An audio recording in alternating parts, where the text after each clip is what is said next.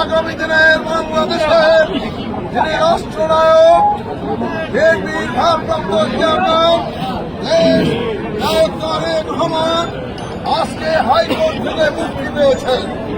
একটি মিথ্যা মামলা দিয়ে ফ্যাসিস্ট হাসিনা সরকার তারেক রহমানকে কারাগারে পাঠাতে চেয়েছিলেন।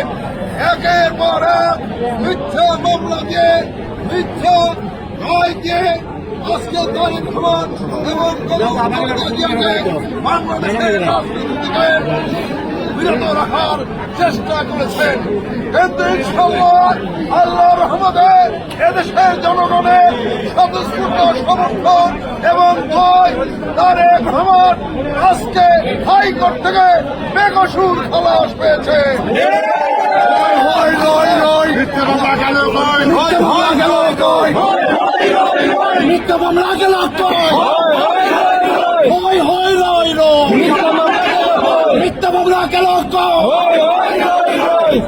আমরা বলতে চাই দীর্ঘ 17 বছর এই ফ্যাসিস্ট হাসিনা সরকার বিএনপিকে ধ্বংস করার জন্য বিএনপিকে শেষ বিএনপি নেতা কর্মীদেরকে ধ্বংস করার জন্য মিথ্যা গায়েবী মামলা দিয়ে লক্ষ লক্ষ নেতা কর্মীকে কারাগারে নিয়েছেন, কিন্তু বিএনপির কোন ক্ষতি করতে পারবে না।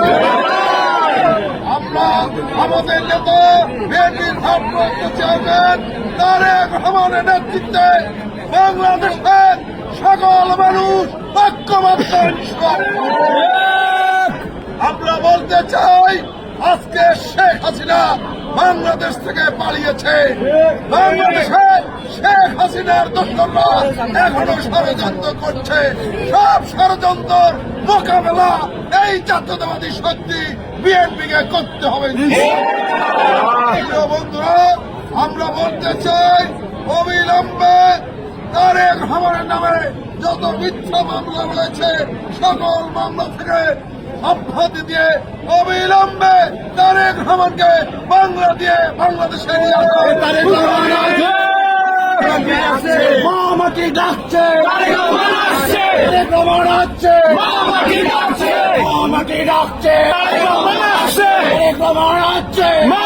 ডাকছে।